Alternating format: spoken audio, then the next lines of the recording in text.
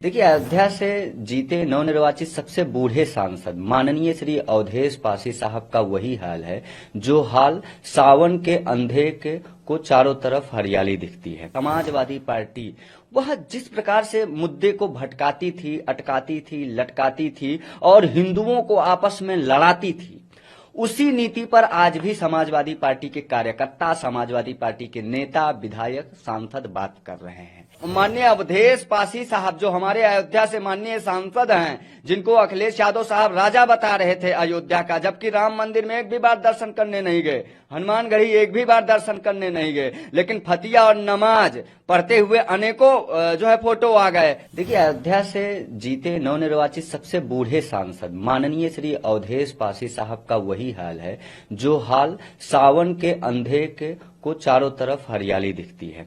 अब चूंकि अवधेश प्रसाद पासी साहब का जो पार्टी है, समाजवादी पार्टी, वह जिस प्रकार से मुद्दे को भटकाती थी, अटकाती थी, लटकाती थी और हिंदुओं को आपस में लड़ाती थी, उसी नीति पर आज भी समाजवादी पार्टी के कार्यकर्ता, समाजवादी पार्टी के नेता, विधायक, सांसद बात कर रहे हैं। आज हिंदू तत्परता से एकजुट होकर तैयार है अपनी परंपरा, अपनी संस्कृति, अपनी विरासत के लिए, अपने मठ मंदिरों के लिए, अपने साधु संतों की सुरक्षा के लिए, कहीं किसी भी प्रकार से दंगा न हो, इसके लिए निरंतर वो मजबूत सरकार देने का काम कर रहा है। ये वही समाजवादी पार्टी है ना जिन्होंने कभी राम भक्तों पर गोलियां चलवाई। तब मैं पूछना चाहता हूं कि जब 90 के दशक में अयोध्या में हजारों राम भक्तों के सीनों को छलनी कर दिया गया था, तब समाजवादी पार्टी ने कौन से मुद्दे को भटकाने के लिए राम भक्तों पर गोलियां चलवाई थी? मुजफ्फरपुर में हुए दंगे पर कौन सा मुद्दा भटका रही थी समाजवादी पार्टी? क्या एक तुष्टीकरण की राजनीति इनके मन मंदिर में बैठ गया है क्या? और जब माननीय अवधेश पासी साहब जो हमारे अयोध्या से माननीय सांसद हैं, जिनको अखिलेश यादव साहब राजा बता रहे थे अयोध्या का, जबकि राम मंदिर में एक भी बार दर्शन करने नहीं गए, हनुमानगढ़ी एक भी बार दर्शन करने नहीं गए, लेकिन फतिया और नमाज पढ़ते हुए अनेकों जो है फोटो आ गए, तब ये कौन सा मुद्दा भटका रहे थे? क्या जो सामाजिक सौहार्द है उसकी स्थापना करके बांग्लादेश में दंगा करवा रहे थे?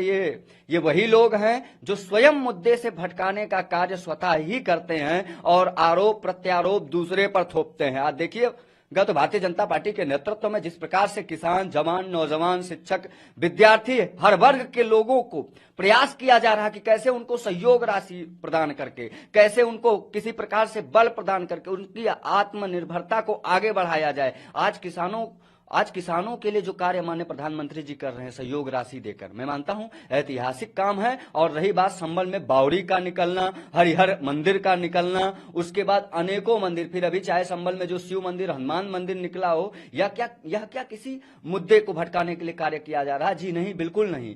भारत का 125 करोड़ हिंदू प्रतिबद्ध है अपनी विरासत के लिए, अपनी जो है परंपरा, अपनी संस्कृति के लिए, अपने मठ मंदिरों के लिए।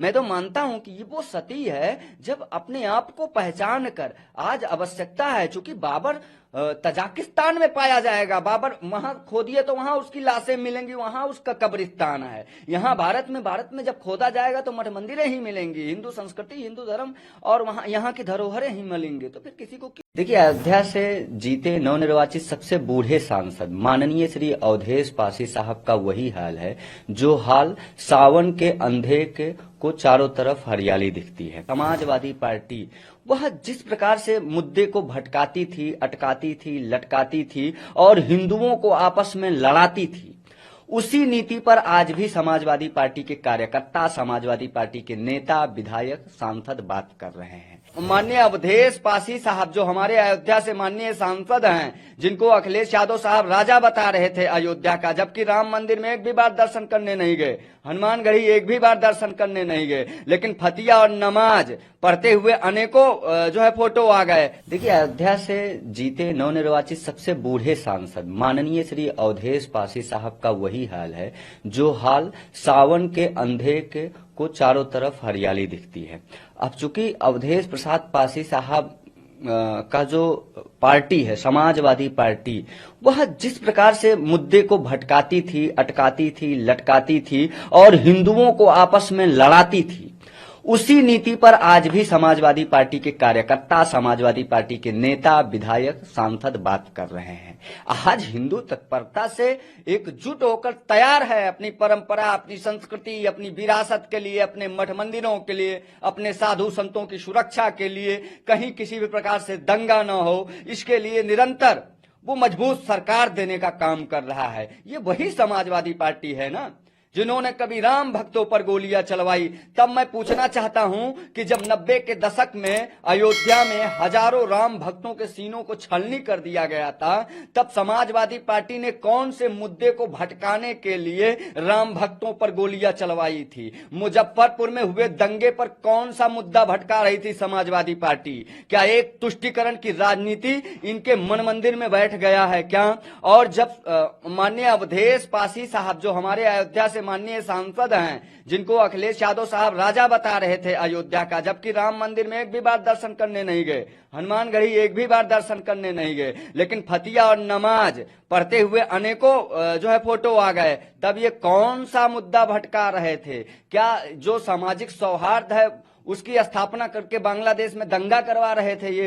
ये वही लोग हैं जो स्वयं मुद्दे से भटकाने का कार्य स्वतः ही करते हैं और आरोप प्रत्यारोप दूसरे पर थोपते हैं। आज देखिए, गत भारतीय जनता पार्टी के नेतृत्व में जिस प्रकार से किसान, जवान, नौजवान, शिक्षक, विद्यार्थी, हर वर्ग के लोगों को प्रयास किया जा रहा है कि कैसे उनको सहयोग राशि प्रदान करके, कैसे उनको किसी प्रकार से बल प्रदान करके उनकी आत्मनिर्भरता को आगे बढ़ाया जाए। आज किसानों के लिए जो कार्य माननीय प्रधानमंत्री जी कर रहे हैं सहयोग राशि देकर, मैं मानता हूं ऐतिहासिक काम है। और रही बात संभल में बावड़ी का निकलना, हरिहर मंदिर का निकलना, उसके बाद अनेकों मंदिर, फिर अभी चाहे संभल में जो शिव मंदिर, हनुमान मंदिर निकला हो, यह क्या किसी मुद्दे को भटकाने के लिए कार्य किया जा रहा है? जी नहीं, बिल्कुल नहीं। भारत का 125 करोड़ हिंदू प्रतिबद्ध है अपनी विरासत के लिए, अपनी जो है परंपरा, अपनी संस्कृति के लिए, अपने मठ मंदिरों के लिए। मैं तो मानता हूं कि ये वो सती है जब अपने आप को पहचान कर आज आवश्यकता है, चूंकि बाबर तजाकिस्तान में पाया जाएगा, बाबर वहां खोदिए तो वहां उसकी लाशें मिलेंगी, वहां उसका कब्रिस्तान है। यहाँ भारत में जब खोदा जाएगा तो मठ मंदिरें ही मिलेंगी, हिंदू संस्कृति, हिंदू धर्म और वहां यहाँ की धरोहरें ही मिलेंगे। तो फिर किसी को